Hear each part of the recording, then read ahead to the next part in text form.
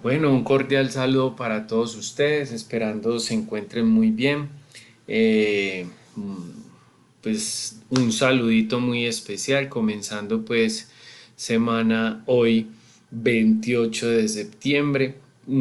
Esperemos o espero que ya hayan avanzado en sus actividades como tal y digamos que este videito es para poderles dar unas recomendaciones básicas para nuestra próxima entrega, para nuestra primera entrega del proyecto como tal.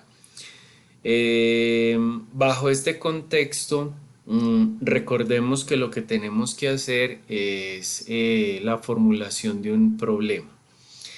Desde el punto de vista investigativo, desde el punto de vista de la investigación formativa o desde el punto de vista de la investigación científica, la formulación de un problema por lo general siempre conlleva tres elementos fundamentales. La identificación del problema que se escribe con nuestras propias palabras, la descripción del problema que es básicamente una descripción de esas ideas que ustedes escribieron con sus propias palabras, pero debe ser argumentado con las palabras de otros, o sea, hace que tenemos que hacer investigación de otros autores, a ver ellos qué dicen frente a las ideas que nosotros estamos planteando por una problemática. Y por último, el tema de la formulación del problema, que es una pregunta de investigación que resume de alguna manera las ideas tanto de la primera parte como de la segunda. ¿Cierto? Esa es, digamos, un esquema general de lo que puede conllevar la formulación o el planteamiento del problema, perdón. Bajo este contexto, mmm, digamos que vamos a desglosar un poco el tema del planteamiento del problema bajo una metodología específica que ya se los había mencionado en el videíto por anuncios, que es el marco lógico. Marco lógico es una metodología para formular y evaluar proyectos, pero básicamente la metodología llega hasta cierto punto y estando alineados desde el punto de vista de la investigación, la metodología pues precisamente entre comillas abarca esos tres puntos que yo les menciono: la identificación, la descripción y la formulación del problema. Recordemos que por temas de formulación del problema nos vamos a ir inicialmente por el tema de identificación. Y si ustedes se fijan, bajo lo que les estaba hablando de una investigación científica, se comienza por la identificación del problema, que es la descripción de la problemática con nuestras propias palabras. Ahora, por el lado de marco lógico, pues vamos a retomar esos elementos. Vamos a generar una identificación del problema. Y en esa identificación del problema ustedes tienen que redactar, digamos, ese problema en función de unas causas y unos efectos. Recuerden que estamos hablando de unas causas, razones o motivos por las cuales se está generando una situación en el momento. Y cuando hablamos de efectos es qué pasaría en caso tal de que si resolviésemos esas causas, esos motivos o esas razones por las cuales está sucediendo algo, entonces en ese sentido se pueden generar unas consecuencias positivas o negativas, todo depende de las acciones que nosotros tomemos. En ese sentido, les cuento que es fundamental que esa redacción que ustedes van a hacer con sus propias palabras, seguidamente pues entonces abordemos todo el tema relacionado con la descripción. Pero no es que vayamos a colocar un título de descripción del problema, no, simplemente nos va a tocar hacer una investigación, ya sea en Google Académico, en Dialnet, Redalit. Entonces uno podría de pronto esquematizar, digamos, algunos elementos propios, permítame en un momento, unos elementos propios de búsqueda. Si yo voy a ir, por ejemplo, a Google Académico, ¿cierto? Que no es San Google, es una base de datos de Google, en donde uno puede encontrar información de fuentes verídicas totalmente. Entonces yo puedo decir, listo, si estoy hablando, por ejemplo, no sé, ustedes de alguna manera en sus equipos de trabajo debieron haber dialogado sobre alguna idea principal, sobre una temática la cual ustedes de cierta manera quieren investigar o quieren tratar. Si yo estoy hablando, por ejemplo, de problemas problemas de inventarios, problemas de inventarios en las pymes colombianas, ¿cierto? En las pymes colombianas. Algo que yo les recomiendo para el tema de búsqueda es que pueden utilizar eh, elementos de buscadores, de operadores booleanos, o a veces también es muy relevante la búsqueda a través de palabras claves, ¿cierto? Cuando utilizamos, por ejemplo, palabras claves, podremos quitarles entonces los conectores o artículos gramaticales a lo que estamos buscando, ¿cierto? Entonces simplemente problemas, inventarios, pymes colombianas. Esos son palabras claves, pero si yo le voy a incluir a esto buscadores booleanos, entonces uso las palabras en inglés and, problemas and, inventarios, and, ¿cierto? And, pymes, pero dame en un momento si yo verifico si estoy compartiendo. Estábamos mirando porque no estaba seguro si estaba compartiendo pantalla o no, pero les estaba mencionando que cuando uno está haciendo la búsqueda, esa búsqueda la podemos hacer por buscadores booleanos, ¿cierto? Les decía problemas y inventarios y pymes colombianas, ¿cierto? Eh, o yo también le puedo incluir aquí or y puedo decir o, que es la palabra, Antioquia, si quiero segmentar muchísimo más la información, ¿cierto? Antioquia. Muy bien.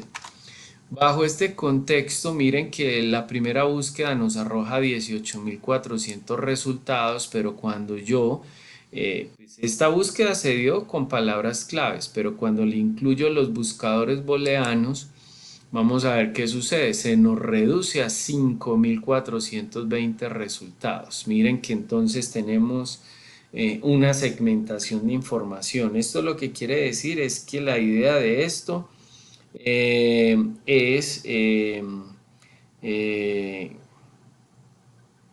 es segmentar la información, segmentar muchísimo más la información para llegar de alguna manera a lo que necesitamos. ¿Te parece que la invite a las dos? Eh, uy. Deme un segundo, por favor.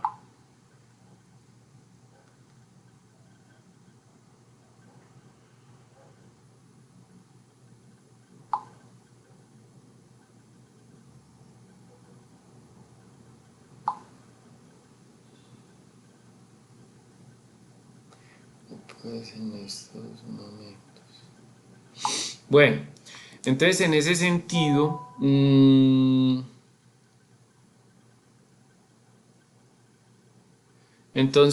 sentido, les cuento que aquí la búsqueda de información, como les decía, se nos segmenta un poco más. Otra cosa muy importante, si ustedes se pueden fijar, es que aquí tenemos año 2013, eh, año 2015, ¿cierto? Y nos dicen los expertos en búsqueda de información que es de vital importancia que todo lo que nosotros consultemos al día de hoy, a 5 años hacia atrás, se considera como información actualizada. Entonces Google nos permite, digamos, darle aquí desde el 2016, ¿cierto? Para obtener información mucho más actualizada. Entonces miren que de 5.000 bajamos a 2.000. Miren la manera como estamos segmentando pues la información.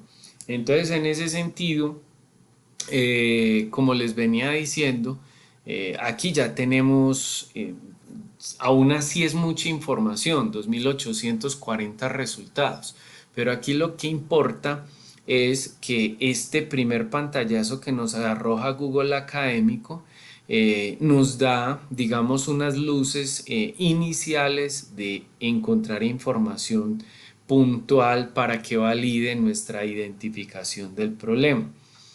Por lo general aquí tenemos documentos en PDF que podemos leer, que podemos descargar, y una recomendación es leerse el resumen o la introducción, y cuando uno lee el resumen o la introducción de estos documentos, que por lo general pueden ser ensayos, pueden ser artículos de investigación, puede ser inclusive proyectos de grado de maestría o de especialización, no sé, lo que uno se logra encontrar allí, inclusive hasta libros puede encontrar uno. Entonces uno mira la introducción, mira el resumen, y si esa temática que están tratando allí tiene ideas similares a las ideas nuestras cuando redactamos nuestra identificación del problema, entonces podremos abrir el documento, lo podremos descargar y extraer las ideas que se relacionan con la problemática y llevarlas, como bien se dice, copiar y pegar frente a las ideas que nosotros tenemos en la identificación del problema. Pero no es un ejercicio únicamente de copiar y pegar, hay que tener en cuenta todo el tema de la normatividad APA. En la normatividad APA nos dice, usted puede copiar y pegar, sí, pero cite por favor, porque es que esas ideas no son suyas. Esas ideas son de otras personas y necesitamos respetar los derechos de autor. Entonces, normas APA lo que nos da, por acá específicamente en la plataforma, cito a EPM porque EPM me logré conseguir esta información resumidita, pero de todas maneras ahí en plataforma tienen la guía completa de las normas APA para que ustedes la lean y las comprendan mejor. Y digamos que cuando yo estoy copiando una información de uno de esos documentos que yo copié, aquí estamos, aquí hicimos un ejercicio breve de lo que es Google Académico, pero de igual manera lo puedo hacer con Dianet, con Redalit, con Excel, con Web of Science, con Scopus, con Ivesco, con el libro. Mejor dicho, hay un montón de bases de datos que inclusive allá en plataforma yo les coloqué algunas para que hagan precisamente su investigación. Entonces, bajo este contexto, pues digamos, norma APA nos dice, usted puede hacer copia de dos formas: copia literalmente de allá del documento, pero usted si va a copiar algo literal, lo puede hacer, pero bajo un contexto también de dos formas. Una, entre comillas, menos de 40 palabras, o sea, de la 1 a la 39. Y dentro de comillas, cuando uno copia algo dentro de comillas, debe tener una sangría de 1,27. Y al final del párrafo de esa copia, entre paréntesis, el autor, el año y la página de donde está sacando la información, ¿cierto? O también lo puede hacer literalmente tal como lo saca de allá del documento, con más de 40 palabras, o sea, de 40 palabras en adelante. Y esa copia ya no es entre comillas, sino que esa copia debe ser con un interlineado mínimamente de 1,5, y al final o al comienzo del párrafo, ustedes pueden colocar la citación entre paréntesis del autor, coma el año y coma la página, ¿cierto? Digamos que ese es el contexto general, si es literalmente. Si no, la segunda forma de hacerlo es a través del parafraseo. El parafraseo les dice a ustedes, ah, listo, me gustó mucho estas ideas, pero las voy a copiar con mis ideas. Entonces yo leo algo y escribo mis ideas en función de lo que el autor está diciendo, pero como estoy copiando de acuerdo a lo que encontré de un autor, a eso se le llama parafraseo, y de igual manera se tiene que referenciar con lo que les acabo de decir. Veámonos en un próximo videito, por favor.